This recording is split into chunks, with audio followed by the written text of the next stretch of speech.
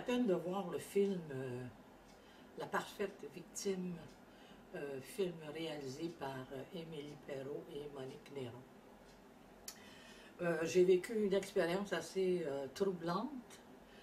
Bon, il y avait du monde, il y avait plusieurs personnes, entre autres des femmes.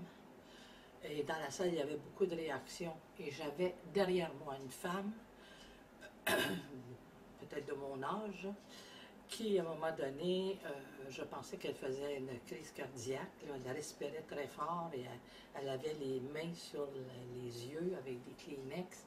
Et je me suis retournée pour lui demander si elle avait besoin d'aide.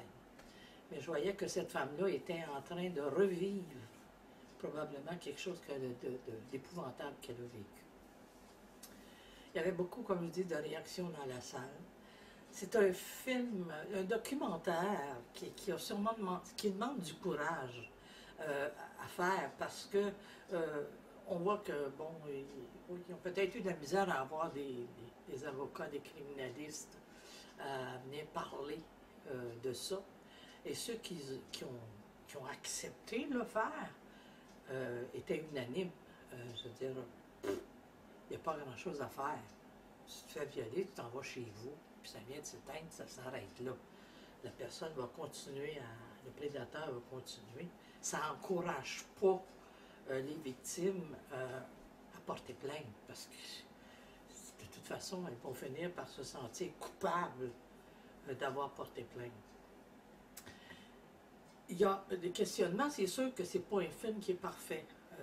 Quand j'ai vu Maître Chambaud, un ex-criminaliste, venir parler avec son sourire comme de quelque chose, il y a des choses qui m'ont dérangé, je vous le dis tout de suite. Pas parce que, bon, c'était peut-être voulu, mais comme je dis, il y a des gens qui étaient là, qui m'agressaient seulement par leur présence.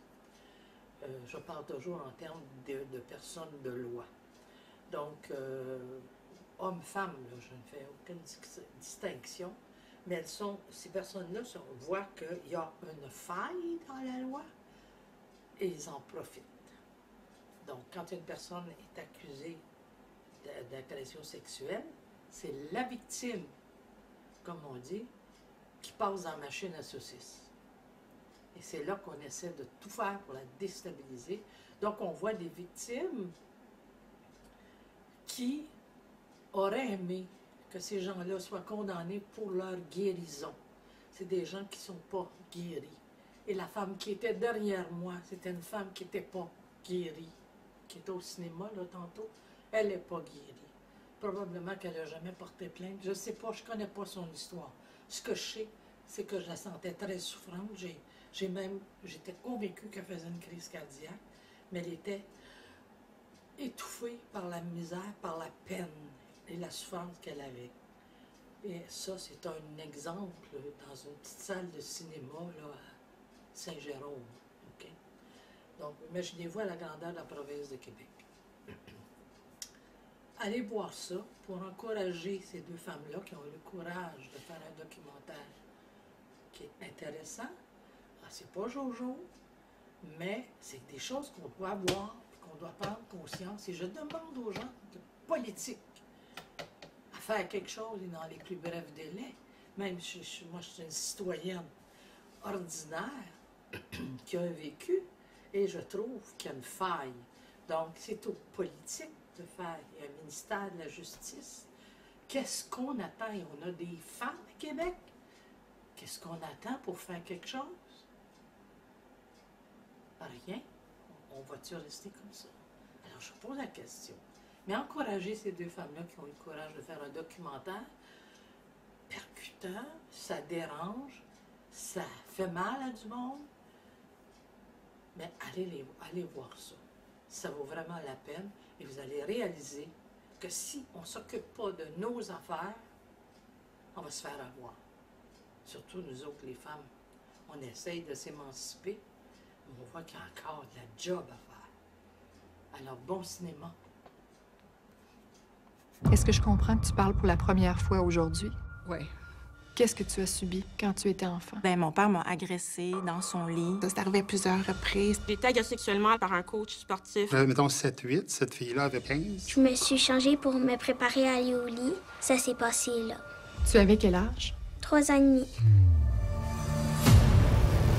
La loi étant ce qu'elle est, ça va prendre beaucoup d'imagination et de courage pour arrêter mon agresseur. Ça envoie un drôle de message pour une personne qui est victime puis qui n'a pas pu se défendre. Est-ce qu'on a une entrevue politically correct ou on a une entrevue pas politically correct? Moi, j'aimerais ça que ce soit pas politiquement Ça ne correct. sera pas. C'est une machine. Qui va avoir le meilleur avocat? Qui va avoir la meilleure parole? Ce sont des petits jeux politiques qui se font au mépris des victimes. Moi, j'ai été victime d'un homme.